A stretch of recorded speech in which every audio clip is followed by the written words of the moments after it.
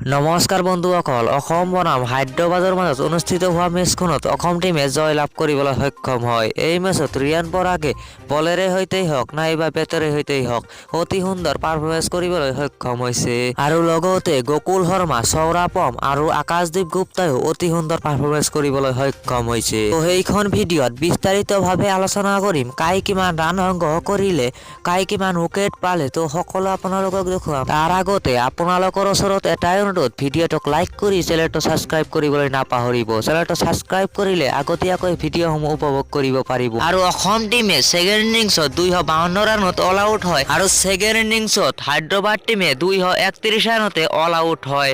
অসম টিমে 18 ৰানত জয় লাভ কৰিবলৈ সক্ষম হয় আৰু এই খেলখনত ৰিয়ান পৰাগে 4টাকৈ উইকেট লাভ কৰে ছেকেণ্ড ইনিংছত। আৰু ফাৰ্ষ্ট ইনিংছৰ কথা ক'বলৈ গ'লে ফাৰ্ষ্ট ইনিংছতো ৰিয়ান পৰাগে 4টাকৈ উইকেট লাভ কৰিবলৈ সক্ষম হয়। আৰু ফাৰ্ষ্ট ইনিংছত অসম টিমৰ বেটিঙৰ কথা ক'বলৈ গ'লে সৌৰাপমে 83 ৰানৰ ভাল এটা ইনিংছ খেলিছিলে।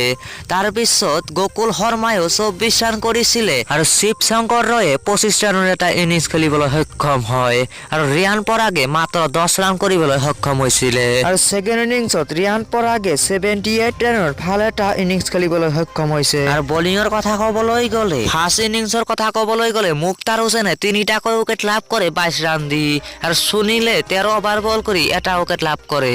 ৰিয়ান পৰাগে 4টাকৈ উইকেট লাভ কৰে 48 ৰান দি 20 অভাৰত। আকাশদ্বীপ গুপ্তাই 3 অভাৰ বল কৰি 16 ৰান দি 1টা উইকেট লাভ কৰে। সৌৰাপমে 5 অভাৰ বল কৰি 14 ৰান দি কোনো উইকেট পাবলৈ সক্ষম হোৱা নাই আৰু সিদ্ধাৰ্থ শৰ্মাই 3 অভাৰ 5 বল কৰি 24 ৰান দি 1টা উইকেট লাভ কৰিবলৈ সক্ষম হয়। আৰু ছেকেণ্ড ইনিংছত অসমৰ বলিঙৰ কথা ক'বলৈ গ'লে মুক্তাৰ হুছেইনে 7 অভাৰ বল কৰি 26 ৰান দি 1টা উইকেট লাভ কৰে। সুনীলে 3 অভাৰ বল কৰি 5 ৰান দি কোনো উইকেট লাভ কৰিবলৈ সক্ষম হোৱা নাই। ৰিয়ান পৰাগে 25 অভাৰ 5 বল কৰি 93 ৰান দি 4টাকৈ উইকেট লাভ কৰে। আকাশদ্বীপ গুপ্তাই 3 অভাৰ বল কৰি 11 ৰান দি কোনো উইকেট লাভ কৰা নাই। সিদ্ধাৰ্থ শৰ্মাই 6 অভাৰ বল কৰি 24 ৰান দি 1টা উইকেট লাভ কৰে।